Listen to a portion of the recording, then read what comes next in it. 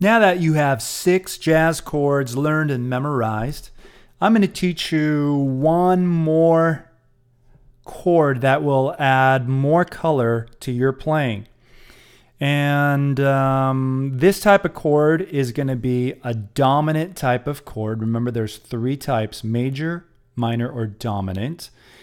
And it's going to sound a little bit different than the last one. So here I go. The first is, by the way, even though it's only one more dominant chord shape, it's going to have 2 different chord patterns just because, you remember, there's an A string root and there's an E string root. E string, A string.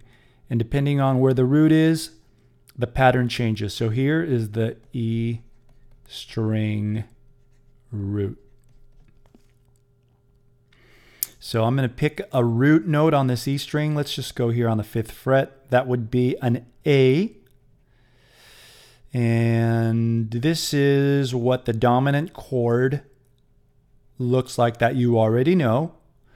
And this new one is going to move this note up 1 fret here to that. Just remember, it's only 3 notes that we're worrying about. So that is the pattern when the E string is the root. This is what it looks like when the A string is the root. So I'm going to go to this A string here, and then I'm going to pick a root. Let's go here on the same fret. So this is a type of D dominant chord. The dominant chord that you already have memorized looks like this. And what's going to happen for this new dominant shape is this note is going to move up 1. So like that. Look how neatly packaged that is. Just all on 1 fret.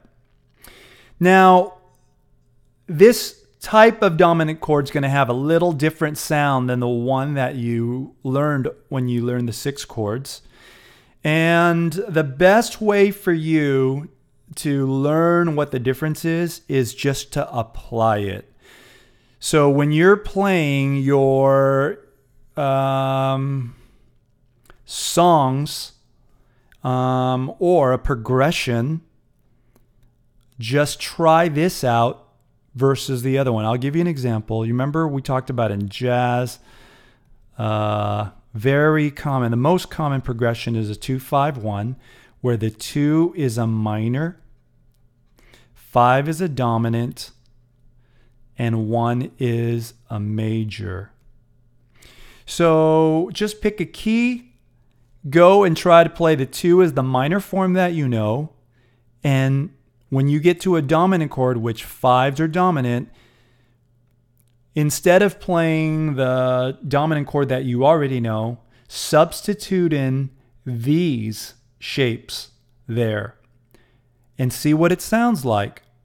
And you'll notice in certain occasions, these dominant chords will sound better than the original ones that you learned. They actually have a little bit more of like a hanging type of suspended that sounds better in certain songs and certain progressions. And bottom line is you're going to be the judge on which one sounds better. So there you go.